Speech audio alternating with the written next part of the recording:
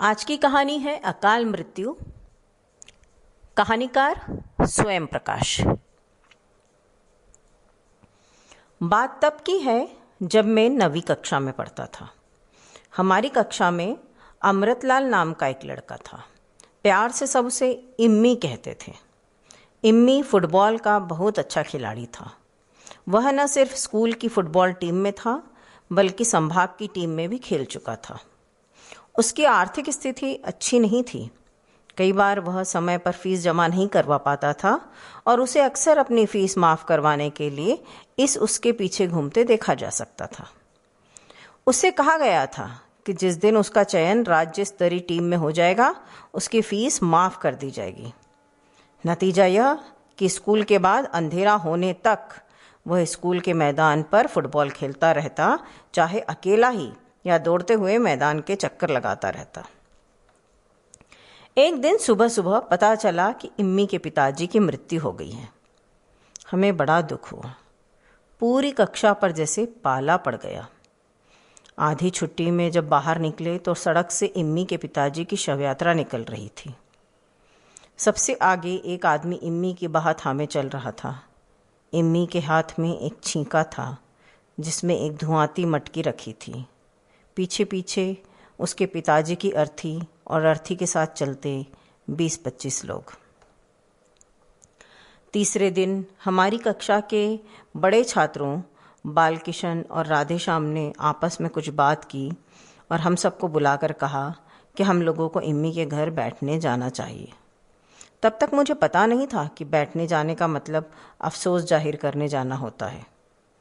बालकिशन और राधेश्याम के सुझाव से सब सहमत थे, लेकिन जब अमीर वकील कुटुंबले के बेटे अशोक ने कहा कि सब सफ़ेद कपड़े पहनकर जाएंगे तो मामला ज़रा उलझ गया। सबके पास तो सफ़ेद पैंट शर्ट थी नहीं, एक दो के पास थी भी तो धुला हुआ नहीं थी या फटी हुई थी। दूसरी बात यह थी कि सफ़ेद कपड़े पहनने के लिए स्कूल की छुट्टी के बाद पहले घर जाना पड़ता और फिर घर वाले पता नहीं आने देते या नहीं। अधिकांश बच्चों के लिए स्कूल की छुट्टी के बाद स्कूल से सीधे इम्मी के घर जाना ज़्यादा सुविधाजनक था। वैसे भी इम्मी का घर स्कूल से ज़्यादा दूर नहीं था। तो अगले दिन हम लोग स्कूल से सीधे इम्मी के घर गए बैठने। इम्मी का घर खूब सारे पेड़ों से घिरा एक खंडहर नुमा लेकिन हवादार एक मंजिला मकान था जो इस समय सूना पड़ा था। हम बाहर खड़े संकोच में पड़े ताका झाकी कर रहे थे। इतने में एक बड़ी उम्र की लड़की ने हमें देखा और पूछा, कौन चाहिए? इम्मी, आओ आओ आ जाओ, इम्मी तेरे दोस्त आए हैं। बोलते बोलते लड़की मकान के पीछे कहीं चली गई। हम चुपचाप सरकते हुए भीतर घुसे और कमरे के नंगे ठंडे फर्श पर एक दूसरे से सटे सटे पालथी मारकर बैठ गए। 4-5 मिनट बाद इम्मी दिखाई दिया। अपने नाप से कहीं छोटा, घुसा मुसा सफ़ेद कुर्ता पैजामा पहने, घुटा हुआ सिर और पीछे छोटी सी चोटी। पहचान में ही नहीं आ रहा था। इम्मी जोर जोर से बोलता हुआ भीतर आया।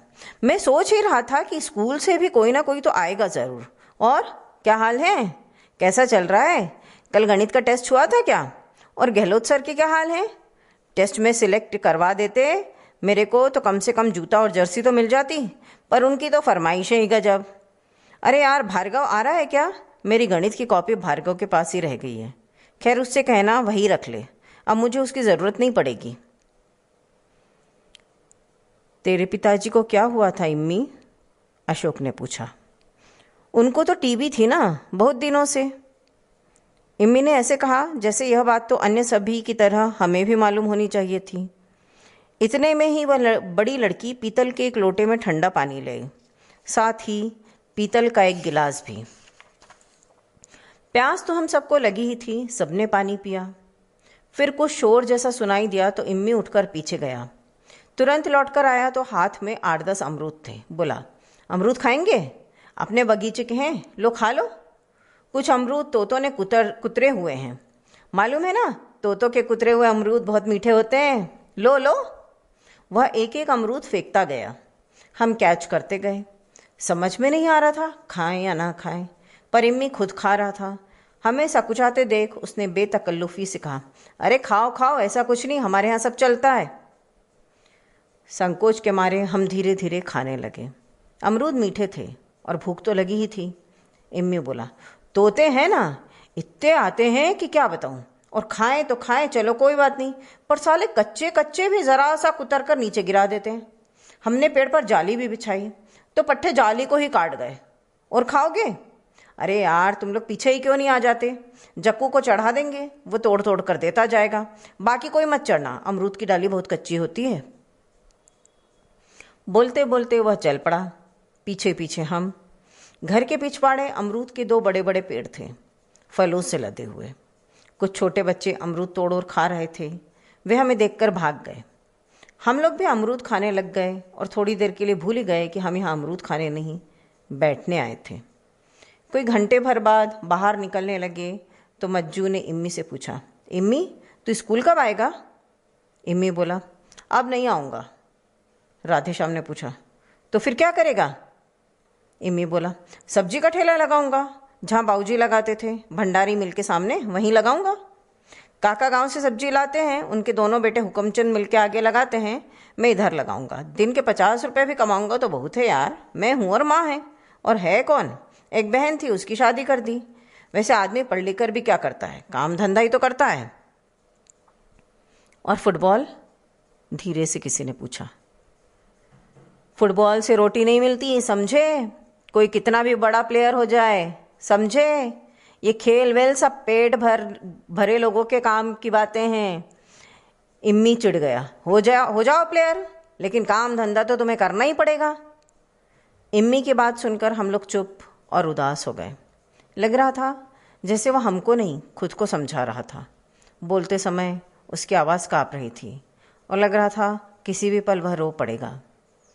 राधेश्याम ने इम्मी को गले लगा लिया और कहा, तेरे पिताजी की डेथ का बहुत अफसोस हुआ इम्मी। इम्मी बोला, सब लिखा कर लाते हैं भैया, जब ख़त्म हो जाती है तो हो जाती है, फिर रो चाहे छाती कूटो, चाहे जो भी करो। इम्मी अपनी उम्र से बहुत बड़ा लग रहा था और एकदम आदमियों की तरह बोल रहा था। हम लोग चुपचाप और मुंह लटकाए बाहर निकले और चले आए। 4-5 साल बाद एक शाम कुछ बच्चे स्कूल के मैदान पर फुटबॉल खेल रहे थे। तभी बारिश आ गई, अंधेरा सा हो गया, लेकिन खेल बंद नहीं हुआ।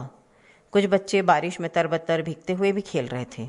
अचानक एक लंबा चौड़ा आदमी पता नहीं कहाँ से आया और बच्चों के साथ खेलने लगा।